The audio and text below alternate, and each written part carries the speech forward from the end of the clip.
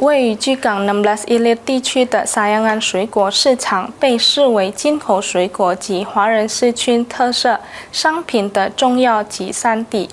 然而，近期不少商贩抱怨营业额持续下滑。商贩指出，民众购物习惯逐渐转向数位化，加上市场基础设施长期未获改善，成为影响生意的重要原因之一。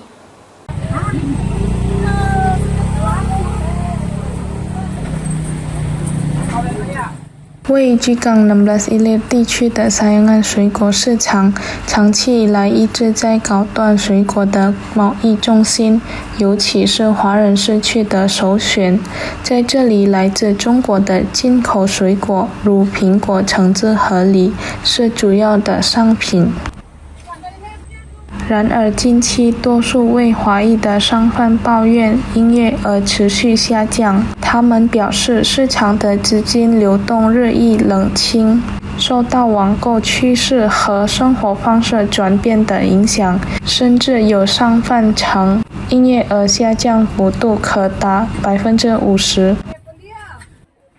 沙洋安市场不仅是一个贸易中心，也承载着居港华人社区的历史与文化。这里的许多商贩是从上一代开始世代相传的经营。Karena sekarang bangsa pasar kan sudah lagi duitnya kan lagi menurun sekarang, merosotnya turun jauh. Apalagi sekarang sudah lagi ada online itu kan ya, kayak Gojek, Shopee itu kan sudah banyak kan. Sekarang kan orang serba canggih, pakai online deh. Nggak mau ke pasar pakai online. Apalagi kan kemarin kan jalan Sayangan ini kan kemarin kan jalan hatian, sedang ada perbaikan galian itu, tambah susah lagi, orang nggak mau lagi ke sini. Kebanyakan ke mall sekarang. Apakah pelanggan tetap masih datang apa cak mana cak? Masih ya cak. Apa cak penyebab utama lesunya pasar saat ini cak? Ada persaingan kan banyak, kayak online kan banyak sekarang. Biasanya yang paling rame pas kapan cak? Imlek. Oh, pas momen Imlek. Kalau Bayang saja lah. Ada hari besar kan. Ini ya pasar. Kalau hari weekend cak mana cak? Hari Sabtu Minggu. Sekarang sepi. Iya cak.